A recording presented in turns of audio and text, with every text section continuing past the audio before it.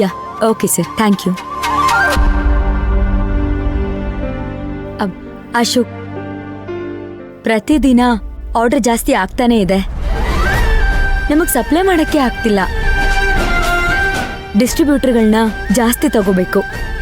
Customer order place ಮಾಡಿದ ತಕ್ಷಣನೇ 1 or 2 days ಅಲ್ಲಿ ಅವ್ರಿಗೆ ಪ್ರಾಡಕ್ಟ್ ಡೆಲಿವರಿ ಆಗೋ ಹಾಗಾಗ್ಬೇಕು. ಸರಿ ಆಯ್ತು, ಬಾ ಸರ್ ಹತ್ರ ಮಾತಾಡೋಣ. ನಡೀರಿ.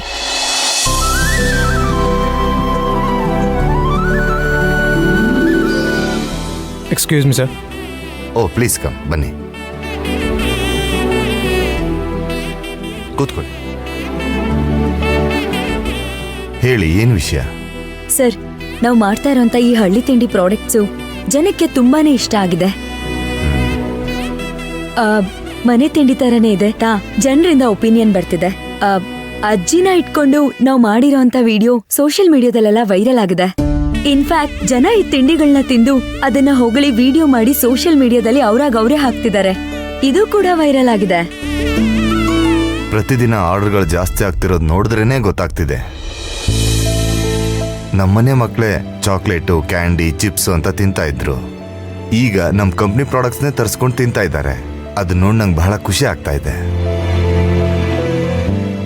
ನನ್ನ ಫ್ರೆಂಡ್ಸು, ಸಂಬಂಧಿಕರು ಎಲ್ಲರೂ ಕಾಲ್ ಮಾಡಿ ನಮ್ಮ ಕಂಪ್ನಿ ಪ್ರಾಡಕ್ಟ್ಸೇ ಬೇಕು ಅಂತ ಕೇಳಿ ತರಿಸ್ಕೋತಿದ್ದಾರೆ.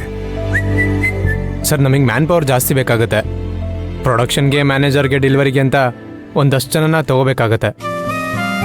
ಮ್ಯಾನ್ ಪವರ್ ಏಜೆನ್ಸಿಗೆ ಹೇಳಿ ಅಥವಾ ಪೇಪರಲ್ಲಿ ಆ್ಯಡ್ ಕೊಡಿ. ಯಾಕಂದ್ರೆ ಆರ್ಡರ್ ಕೊಟ್ಟಾಗ ಸರಿಯಾದ ಟೈಮಲ್ಲಿ ಡೆಲಿವರಿ ಮಾಡಲಿಲ್ಲ ಅಂತ ಕೆಟ್ಟ ಹೆಸರು ಬರಬಾರ್ದು ನೋಡಿ.